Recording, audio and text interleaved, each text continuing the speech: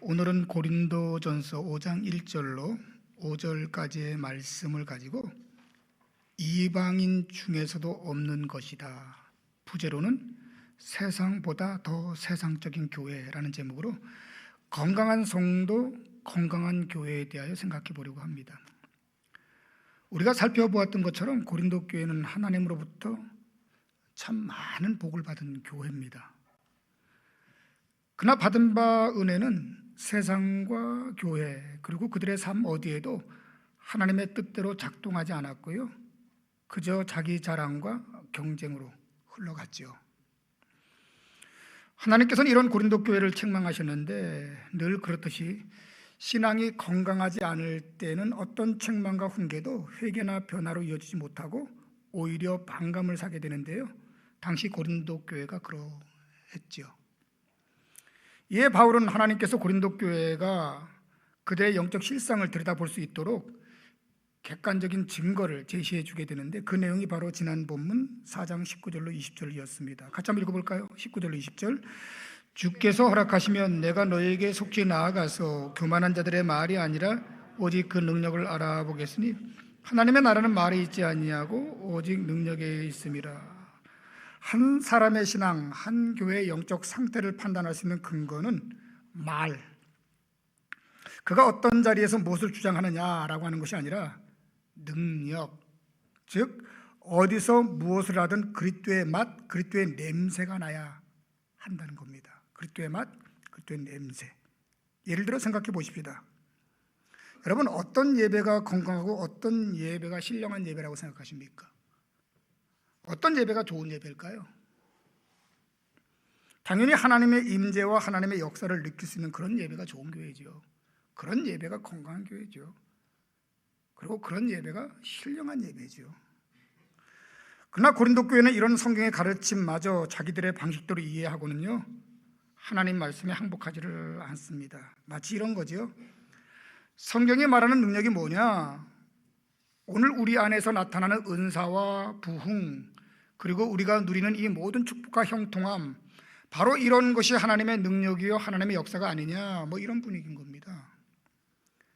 이런 팽팽한 긴장관계 속에 다시 하나님의 말씀이 고린도 교회에 주어지게 되는데 그것이 오늘 본문 말씀입니다. 우리 1절 말씀 같이 읽어볼까요? 1절입니다. 너희 중에 심지어 음행이 있다함을 들으니 그런 음행은 이방인 중에서도 없는 것이라. 누가 그 아버지의 아내를 취하였다 하는도다. 여기 1절에서 말하는 음행, 이 음행이라는 것은요, 남자와 여자로 이루어진 부부 사이에서 일어나지 않은 일체의 모든 성행위를 성경은 음행이라고 얘기합니다. 그런데 특히 고린도 교회 안에서 행해지고 있던 음행은 자기 아버지의 아내를 취하였다. 놀랍죠? 자기 아버지의 아내. 여기서 말하는 아버지의 아내는 법적으로 보면 누구죠? 그렇죠, 어머니죠. 근데 정확히는 아버지의 후처, 즉 당사자에게는 계모를 의미하는 완곡 표현으로 여기 취하였다라고 하는 말은 성관계를 맺거나 부부가 되었다라고 하는 성경적 표현입니다. 그러니까 계모를 혹은 아버지의 후처를 아내로 삼았다 혹은 성관계를 했다. 추측하건대 아버지가 노년에 새롭게 장가를 들어 새 아내를 얻게 되었고 그가 아내를 두고 먼저 세상을 떠나게 된 상황에 아버지의 아들 중 하나가 그 계모를 아내로 받아들이거나 관계를 맺는 일종의 그런 일이 고린도 교회 안에 벌어진 거죠. 다음은 창세기 35장 2절에 나오는 하나님 말씀입니다. 잘 들어보십시오. 이스라엘이 야곱을 얘기합니다. 야곱이 그 땅에 거주할 때 르우벤이 가서 그 아버지의 첩 빌하와 동침함에 이스라엘이 야곱이 이를 듣더라. 여기 등장하는 르우벤은 야곱의 장자입니다. 그리고 빌하는요, 야곱의 세 번째 아내로 원래는 야곱의 첫 번째 아내인 라헬의 몸종이었다가 후에 야곱의 첩이 된 여인입니다. 물론 야곱과 빌하 사이에는 이미 자식이 둘이 있었는데 그들이 단과 납달이었지요. 근데 이 두 사람 르우벤과 빌하가 뭘 했다고요? 동침을 했다고요. 어떻게 이런 일이 가능했을까요? 또 다른 예로 구약 성경을 보게 되면 다윗의 넷째 아들이자 솔로몬의 형이었던 아도니아는 아버지 다윗이 죽자 동생인 솔로몬 왕에게 아버지 다윗이 노년에 취한 첩 아비삭을 아내로 달라고 요구를 했다가 죽임을 당하는 일이 열왕기상 2장에 기록되고 있습니다. 왜 그럴까요? 여기서 중요한 것은 그 동기와 목적이 무엇이든 성경은 이런 행위를 철저하게 금하고 있다는 겁니다. 다음은 구약 레위기 18장 8절 말씀인데 들어보세요. 너는 너의 아버지 아내의 하체를 범하지 말라. 이는 너의 아버지의 하체니라. 그리고 신명기 22장 30절에도 이런 구절이 있습니다. 사람이 그의 아버지의 아내 후시를 얘기합니다. 아내를 취하여 아버지의 하체를 드러내지 말지니라. 이렇게 성경은 정확하게 금하고 있거든요. 게다가 방금 읽은 1절 중반절 말씀, 그런 음행은 이방인 중에서도 없는 것이라 라는 본문 말씀에서 알 수 있듯이 이런 종류의 음행은 하나님을 믿지 않는 세상에서도 볼 수 없는 아주 부도덕하고 회개한 일로 당시 고린도 교회는 성경의 가르침은 물론이고 세상의 기준에도 미치지 못한 아주 저급한 수준에 머물러 있었다는 겁니다. 세상 만도 못한 교회, 믿지 않는 사람마도 못한 성도, 딱 그 수준이었던 거예요. 그러면 본문을 통해 바울이 말하려고 하는 말씀의 요지는 무엇이었을까요? 당시 그들이 범하고 있던 그 음행이 얼마나 심각한 죄인지를 일깨워 주려고 그런 이유도 되겠죠? 충분히 가능합니다. 당시 그들이 범하고 있던 그 음행이 얼마나 심각한 죄인지를 일깨워 주려고, 어떤 경우에도 이런 죄를 지어서는 안 되며 누구든 이런 죄를 지으면 결코 용서받지 못한다는 일종의 경고, 그런 걸까요? 그럴 수도 있고요. 그러나 여러분도 아는 대로 우리 성도도 죄를 지을 수 있어요, 없어요? 있어요. 어떤 경우에는 믿지 않는 사람들보다 더 못한 죄를 짓기도 합니다. 그리고 어떠한 죄도 하나님 앞에서는 용서받지 못할 죄는 없지요. 다 용서가 되지요. 그러나 오해가 없기를 바랍니다. 한 예를 들어 드릴게요. 신실한 성도이자 성군이었던 다윗을 한번 생각해 봅시다. 다윗은 자기의 충직한 부하 우리아의 아내를 범하였고요, 이를 은폐하기 위해 우리아를 전장에 보내 죽게 했던 정말 파렴치한 죄를 지은 범법자였습니다. 신약으로 와서요, 지금 이 글을 쓰고 있는 바울은 어떻습니까? 신실한 하나님의 종 스데반을 돌로 쳐 죽이는데 중심에 섰던 인물입니다. 교회를 파괴하였고 예수 믿는 사람들을 잡아다가 옥에 가두고 죽게 한 그 장본인이 바울이지요. 그렇다면 지금 이런 음행을 논하는 바울은요, 세상 말로 똥 묻은 개가 겨묻은 개를 나무란다고 자신의 주제도 모르고 남을 판단하고 정죄하고 있는 걸까요? 그렇지가 않지요. 서론에서 밝힌 대로 하나님의 나라는 말에 있지 아니하고 능력이 있다는 사실을 근거로 정직하게 자신의 믿음을 돌아볼 것을 고린도 교회 성도들에게 권하고 있는 겁니다. 무슨 말인가?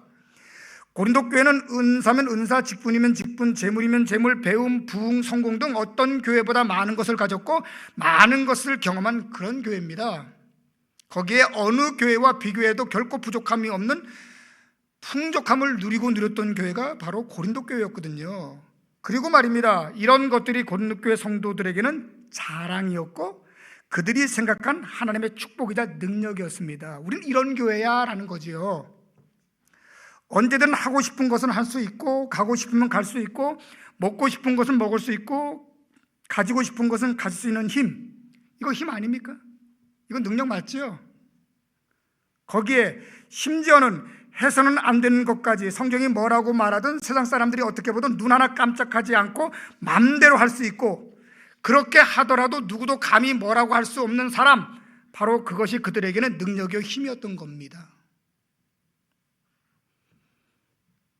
그래도 내가 이만큼 했고 이만큼 가졌는데, 이런 자리에 있는데 이 정도쯤이야 할 수 있는 것 아니야? 그러나 성경은요, 이런 것을 능력이라고 말하지 않고 교만이라고 말하고요, 이런 걸 특권이라고 말하지 않고 범죄라고 얘기합니다. 전혀 다른 생각을 하고 있는 거예요. 꽤 오래전 얘기입니다. 제가 부목사로 있었던 교회의 일입니다. 장로님 딸이 믿지 않는 사람과 결혼을 합니다. 그리고 얼마가 지난 후에 추수감사절이 왔습니다. 그날은 오늘 우리 교회처럼 세례 예식이 준비되어서 진행을 하려고 교역자들이 모든 세팅을 마무리하고 한 그런 단계입니다. 그런데 어떤 경위인지 그날 아침 갑자기 장로님이 사무실에 찾아오셔서 사위를 세례받게 하고 싶다는 겁니다. 그러니 세례 명단에 넣어달라는 거죠. 참으로 당황스러웠습니다.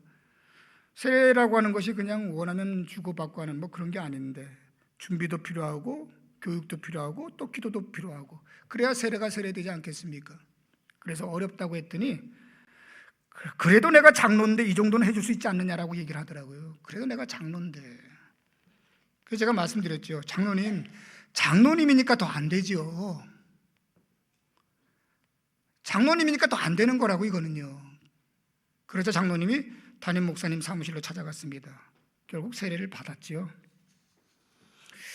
여러분 어떻게 생각하십니까? 이런 게 능력입니까? 이런 게 힘입니까? 이거 하자고 목사하고 이거 하자고 교회 키우고 이거 하자고 직분 갖고 이런 거 많이 하자고 교회 성경 지식을 늘려가는 겁니까? 이걸 신앙이라고 하는 겁니까? 한 번은 길을 가던 주님의 제자들 사이에 누가 더 큰가 하는 다툼이 일어났습니다. 즉 누가 더 센가, 누가 더 높은가, 누가 더 잘하나 뭐 그런 다툼이었겠지요. 여러분도 잘 알겠지만 세상에는 늘 이런 것이 굉장히 중요합니다. 왜일까요? 내가 더 크니까, 내가 더 높으니까, 내가 더 많이 했으니까, 내가 더 잘났으니까, 내가 더 많이 배웠으니까 결국 어떻게 하라는 거예요? 알아서 기고, 알아서 섬기고, 알아서 높이고, 알아서 대접하고, 알아서 순종하라는 거 뭐 그런 거 아닌가요? 이것이 세상에서 말하는 힘이고 이것이 세상에서 말하는 능력 아닙니까? 더 인정받고 더 주장하고 더 자유롭고 더 당당하고 사람들은 이런 것을 좋아하고 이렇게 하고 싶어서 능력을 갖고 싶어 합니다. 더 많은 부를 누리기를 원하고 더 높은 자리에 올라가기를 원하고 더 성공을 추구하는 거 아닙니까? 그러나 주님은요 이런 제자들에게 다음같이 말씀을 하시는데요 한번 들어보세요. 누가복음 22장 25절 말씀입니다. 예수께서 이르시되 이방인의 임금들은 그들을 주관하며 그 집권자들은 은인이라 칭함을 받으나, 풀어서 말하면 이런 거지요. 세상에는 힘을 가진 자가 그 힘을 가지고 자기가 원하는 것을 다 하고 그 힘으로 자신을 높이려고 하지만 26절입니다. 너희는 그렇지 않을지니 너희 중에 큰 자는 젊은 자와 같고 다스리는 자는 섬기는 자와 같을지니라. 무슨 말인가요? 이런 세상과는 달리 하나님의 능력은 자신을 낮추고 상대를 높이고 섬기는 거야 이렇게 얘기합니다. 그리고 이어서 이렇게 결론을 맺습니다. 앉아서 먹는 자가 크냐 섬기는 자가 크냐, 앉아서 먹는 자가 아니냐, 그러나 나는 너희를 섬기는 자로 너희 중에 있노라. 주님의 말씀입니다. 여러분 이거 알고 신앙생활 하십니까? 이거 알고 직분 가지셨습니까? 이거 알고 하나님의 능력을 얘기하고 하나님의 은혜를 얘기합니까? 이거 알고서 내가 하나님의 복을 받았다라고 자신있게 얘기하는 겁니까? 마태복음 18장 1절 이하에도 이와 비슷한 내용이 소개되는데요 한 번은 제자들이 주님을 찾아와 다음 같은 질문을 하게 됩니다. 들어보세요. 제자들이 예수께 나와 이르되 천국에서는 누가 크니까? 천국에서는 하나님 나라를 얘기하지요. 믿음의 세계를 얘기하지요. 교회 공동체를 얘기하지요. 교회는 누가 클까요? 믿는 사람들 사이에 누가 큰가요? 하나님 나라 가면 누가 더 큰가요? 그래서 주님은 어린아이 하나를 그들 가운데 세워놓고 마치 시청각 교육을 하듯 그들에게 가르침을 주시는데 그 내용이 다음과 같습니다. 예수께서 한 어린아이를 불러 그들 가운데 세우시고 이르시되 진실로 너희에게 이르노니 너희가 돌이켜 어린아이들과 같지 아니하면 결단코 천국에 들어가지 못하리라. 그러므로 누구든지 이 어린아이와 같이 자기를 낮추는 사람이 천국에서는 큰 자니라. 동의하세요? 천국은 어린아이와 같이 되지 아니하면 들어갈 수가 없다. 사실 이건 제자들이 한 질문이 아니거든요. 제자들은 이미 자신들은 당연히 천국 가 있는 거고 중요한 건 천국 간 우리가 누가 더 크냐 뭐 이런 얘기인 겁니다. 근데 주님은요 천국 자체 들어가는 문제를 얘기합니다. 어린아이 같지 않으면 천국 못 들어가. 그리고 이런 천국에서는 어린아이와 같이 자기를 낮출 수 있는 아이가, 낮출 수 있는 성도가 큰 자야 이렇게 얘기합니다. 이쯤 되면 교회에서 누가 큰지 대충 정리가 되지요. 누가 정말 예수를 잘 믿고 있는지, 누가 정말 신실한 하나님의 사람인지, 어떤 교회가 정말 건강하고 믿음 좋은 교회인지 대충 정리가 되시나요? 힘이 있어서 자기가 하고 싶은 것을 할 수가 있고 자기를 주장하고 고집하는 것이 아니라 할 수 있어도 하나님 앞에서 절제하고 하기 싫어도 하나님의 뜻에 순종하는, 자기가 원하면 그 누구도 십자가에 매달 수 있는 그런 사람이 아니라 누군가를 위해서라면 자신까지도 십자가에 내어놓을 수 있는 주님과 같은 바로 그런 사람이 천국에서 큰 자다. 성경은 분명히 이렇게 얘기하고 있는 거지요. 아멘 한번 해볼까요? 아멘. 아마 이런 것이 능력인 줄 알았다면 예수 안 믿었을 거예요. 그죠? 그죠? 이런 것이 자랑이고 이런 사람이 되는 것이 신앙이라면 애시당초 예수 안 믿을 걸. 예수 믿으면 대박 치는 줄 알았는데 더 섬김받고 더 군림하고 더 당당하고 더 부릴 수 있고 더 높은 자리에서 호령하는 뭐 그런 쯤으로 생각했는데 전혀 다르더라고요. 그리고 이어서 나오는 말씀에서는 이런 성도 개인의 문제를 넘어서 이제 이를 지켜보고만 있던 당시 고린도 교회의 태도에 대해서 지적을 하는데요. 우리 2절 말씀입니다. 2절 말씀 같이 읽어봅니다. 시작. 그리하고도 너희가 오히려 교만하여져서 어찌하여 통하니 여기지 아니하고 그 일 행한 자를 너희 중에서 쫓아내지 아니하였느냐. 제가 다시 한번 읽을게요. 그리하고도 너희가 오히려 교만하여져서 어찌하여 통하니 여기지 아니하고 그 일 행한 자를 너희 중에서 쫓아내지 아니하였느냐. 죄를 짓고도 회개할 줄 모르는 성도도 성도지만 그런 죄를 보고도 침묵하는 교회의 거짓과 위선을 지적하고 있는 거죠. 여기 통하니 여긴다라고 하는 말은 사람이 죽었을 때 하는 애곡하다라는 말로 회개를 얘기하죠. 회개. 그리고 이어서 나오는 쫓아낸다라고 하는 말은 교회의 치리를 얘기합니다. 정리해서 말하면 교회 안에서 일어나고 있는 그런 문제, 죄에 대한 교회의 무관심과 무책임을 책망하는 것입니다. 이러고도 너희가 교회라고 할 수 있느냐? 너희가 말하는 믿음이 너희가 말하는 부흥이 이런 거냐? 뭐 그런 말씀이겠죠. 다윗이 우리야와 그의 아내 밧세바에게 죄를 범하고요, 수개월의 시간이 지난 어느 날입니다. 하나님은 나단 선지자를 다윗에게 보내요 다윗을 책망하시는데 아마 선지자 나단이라도 결코 쉽지 않았을 것 같아요. 왕에게 가가지고 왕, 당신 간음죄 지었습니다. 당신이 살인죄를 졌습니다. 그러고도 당신이 왕입니까? 그리고 당신이 성도입니까? 그리고 성군입니까? 어렵지요. 그러나 그 결과는요, 다음은 나단의 책망을 들은 다윗이 보인 반응인데요, 사무엘라 12장 13절 이하에 나옵니다. 다윗이 나단에게 이르되 내가 여호와께 죄를 범하였노라. 내가 여호와께 죄를 범하였노라. 이에 나단이 다윗에게 말하되 이 일로 말미암아 여호와의 원수가 크게 비방할 거리를 얻게 하였으니 당신이 낳은 아이가 반드시 죽으리이다. 놀랍죠? 여러분은 말씀에 순종하고 다윗을 찾아갔던 나단이나 이런 나단의 책망을 듣고 회개한 다윗에 대해 어떻게 생각하세요? 그러나 이것이 바로 교회가 해야 될 교회의 역할 아닌가요? 그리고 이것이 바른 성도의 자세가 아닙니까? 잘못할 수 있잖아요. 그러면 잘못했다는 것을 지적받으면 내가 잘못했다고 말을 해야 되잖아요. 근데 잘못도 인정하지 않고 교회는요, 잘못한 것을 보고도 괜찮다고 자꾸 덮고 넘어가거든요. 그럼 이거 성도 맞아요? 이거 교회 맞아요? 이러고 건강한 교회고 이게 건강한 성도예요? 본문 3절로 5절입니다. 같이 읽습니다. 3절 5절, 3절로 5절까지 같이 읽습니다. 시작. 내가 실로 몸으로는 떠나 있으나 영으로는 함께 있어서 거기 있는 것 같이 이런 일을 행한 자를 이미 판단하였노라. 주 예수의 이름으로 너희가 내 영과 함께 모여서 우리 주 예수의 능력으로 이런 자를 사탄에게 내주었으니 이는 육신을 멸하고 영은 주 예수의 날에 구원을 받게 하려 함이라. 무슨 말일까요? 교회를 향한 하나님의 말씀입니다. 무슨 말씀이요?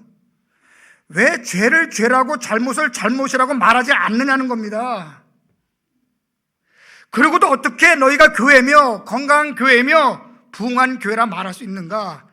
너희가 말하는 성장이 무엇이며 너희가 말하는 부흥이라는 게 도대체 뭐냐? 사람만 많이 모이고 헌금만 많이 걷어들이고 건물만 크게 짓고 시설만 잘 갖추고 각 모임과 예배마다 화려하고 거창하면 그것이 부흥이냐? 물론 우리는 다 알고 있죠. 다 압니다. 뭐를? 사람들이 불편한 것을 싫어한다는 거, 그죠? 그리고 불편한 교회를 원하지 않는다는 거 다 압니다. 편한 주차, 편한 예배, 편한 말씀, 편한 시간. 너무 편한 걸 좋아하지요. 그래서 교회에 소속하기도 싫고 구역도 싫고 봉사도 싫고. 왜? 신앙은 하고 싶은데 부담이 싫은 거예요. 다 부담이 없어야 사람들이 모이고 그래야 교회는 더 커지지 않겠습니까? 이를 위해서 강단은 무대로 바뀌었고요, 예배는요 볼거리가 있는 공연으로 바뀌었죠. 이미 모든 사역은 성도의 헌신이 아니라 전문가들로 다 채워졌고, 더 멋지게 연출하고 더 많은 사람들에게 환성을 자아내는, 그러면 당연히 더 많은 재정이 필요하고, 그렇게 더 많은 재정을 투자해서 뭔가를 이루면 더 많은 사람이 모이고, 그러면 우리는 그걸 소위 부흥이라고 얘기를 해왔습니다. 그걸 교회 성장이라고 얘기해왔습니다. 그런데 말입니다, 이런 분위기 속에서 죄를 지적하고 회개를 말한다, 이게 쉽습니까? 좋은 게 좋은 거라고 굳이 쓸데없는 말을 해서 갈등을 야기하고 어떤 성도도 놓치고 싶지 않은 거겠지요. 물어봅니다. 오늘 교회는 무엇을 두려워하는 걸까요? 아니, 무엇을 두려워해야 정상일까요? 많이 안 모이는 것을 두려워하는 겁니까? 아니면 정말 한 영혼에도 제대로 구원받아서 하나님의 사람을 만드는지 못할까, 그걸 두려워하는 겁니까?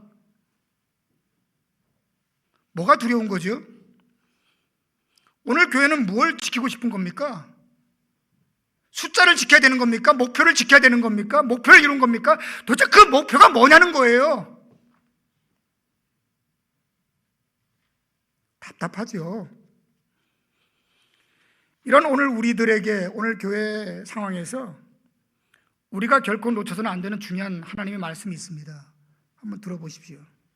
마가복음 2장 17절입니다. 예수께서 들으시고 그들에게 이르시되 건강한 자에게는 의사가 쓸데없고 병든 자에게가 쓸데있느니라. 나는 의인을 부르러 온 것이 아니요 죄인을 부르러 왔노라. 뭘 부르러 왔다고요? 근데 죄인이 없는데, 교회는 죄를 얘기하지 않는데, 죄를 지어도 죄를 자각하지 않는데,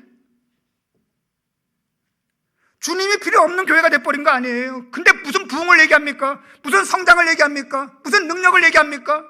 제가 여러분들에게 하나 물어볼까요? 우리 길게도 얘기하지 마십시다. 딱 한 주간만 얘기하십시다. 한 주간을 살면서 혹시라도 하나님, 내가 하나님께 죄를 지었습니다. 참 말실수 많이 했습니다. 하나님께 경거망동 행했습니다. 많은 사람에게 상처 줬습니다. 단 한 번이라도 한 주일 동안 회개하고 돌아온 사람 있습니까? 죄 안 졌으니까 뭐, 그죠? 한 주일 동안 죄 한 번도 지은 적 없잖아요, 우리가.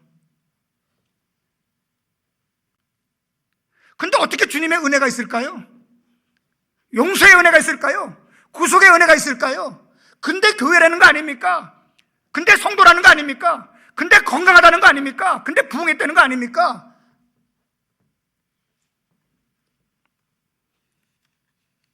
참 답답하지 않으세요? 만약에 말입니다, 명문대 수학과에 들어가서 4년을 공부하고 졸업을 한 학생이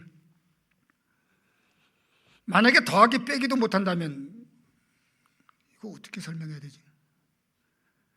명문대 수학과에 들어갔어. 4년을 공부했어. 근데 더하기 빼기를 몰라. 영문학과를 졸업했는데 ABC 알파벳도 몰라. 이거 말 돼요? 그러면 이 사람은 그 학교에 어떻게 들어갔다는 걸까요? 들어가서 무엇을 배웠다는 걸까요? 좋은 대학에 들어갔다면 분명 들어갈 만한 실력이 있었을 것이고, 그런 대학에서 분명히 배웠다면 뭔가 배운 것이 있지 않겠습니까? 그런데 더하기 빼기도 모른다, 알파벳도 모른다. 그렇다면요, 그건 가짜요, 사기죠. 그건 가짜인 거예요. 그건 말할 것도 없으면 가짜라고요, 가짜. 여기 앉아있는 우리 모두는 신앙이라고 하는 신앙대학에 들어와 있습니다. 그리고 이 신앙대학에서 오랜 시간을 배웠지요. 어떻게 들어왔고 무엇을 배웠을까요? 죄인이라고 하는 사실을 알고 주님의 은혜로 입학을 했지요. 맞죠? 내가 죄인인 거 알고 주님의 은혜로 신앙대학에 입학을 한 거예요. 그리고 이 신앙대학에서 기도도 배우고 교육도 배우고 말씀도 배우고 봉사도 배우고 사역도 배우고 교제도 배우고 예배도 배우고 구역도 배우고 참 많은 것들을 배웠습니다. 그래서 처음 입학할 때보다 꽤 실력이 늘었죠. 무슨 실력이 느셨습니까? 5년, 10년, 20년 동안 예수 믿고 났는데 무슨 실력이 늘었냐고요? 저 목사 됐습니다. 할렐루야. 뭐 이런 겁니까? 저는 장로 됐어요. 저는 권사 됐어요. 이런 겁니까?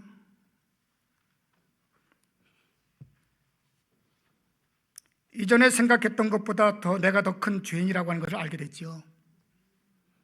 나의 나된 모든 것이 다 하나님의 은혜라는 것을, 그리고 이제 하나님 없이는 아무것도 할 수 없다는 사실을 뼛속까지 느끼고 느끼는 것, 이것을 신앙이라 그러고 이것을 성도의 실력이라 그래요. 이런 내가 예배를 드리고 있고 이런 내가 기도를 하는 거고 이런 내가 목회를 하는 거라고요. 그걸 성도의 실력이라 그래요. 근데 죄인 것도 몰라, 은혜도 몰라, 근데 목사야, 근데 장로야, 도대체 뭘 어쩌자는 거예요? 그리고는 내가 성경 많이 알아, 교회 많이 다녔어, 봉사 많이 했어, 이게 은혜 아니야, 이게 실력 아니야? 구라치지 말란 말이에요. 제발 좀. 오늘 우리가 신앙하는 오늘 현실 속에서 성도라고 얘기함에도 불구하고 죄는 더 무감각해지고 있어요. 죄는. 그래서 제가 좀 전에 물었잖아요. 처음 예수 믿을 때는 말 한 번 실수하거나 누군가에 상처 준 것 때문에 힘들어했던 때 있었잖아요. 근데 한 주가 지나고 한 달이 지나고 1년이 지나도 죄의 문제는 눈물 한 번 흘려본 적이 없어요. 어느 때부터. 눈물 한 번 흘려본 적 없어요. 운다면요, 내 인생이 한탄스러워서 하나님의 은혜에 감격하여서 춤을 춰본 적 한 번 없어요. 뭐가 도대체 실력일까요? 이런 성도를 어떻게 성도라고 하고 이런 교회를 어떻게 교회, 이런 예배를 어떻게 예배라고 할 수 있을까? 말씀을 마칠게요. 바라기는 내가 입고 있는 모든 신앙의 옷, 저로 말하면 목사라고 하는 신앙의 옷, 30년 목회했다는 사역의 옷, 그리고 나름 또 개척했다고 하는 또 개척의 옷, 등등등 많은 신앙의 옷이 있어요. 이 모든 신앙의 옷은 다 벗어내고 나는 나의 허물과 죄에 대하여 어떻게 생각하는지, 나는 십자가의 은혜에 대하여 무엇을 알고 깨닫고 있는지 정직하게 돌아보시고 그 두 가지를 가지고 오늘 내 믿음을 판단하십시오. 다른 것도 아무것도 얹지 마시고 딱 두 가지. 난 내가 죄인인 것을 아나, 난 십자가의 은혜를 아나,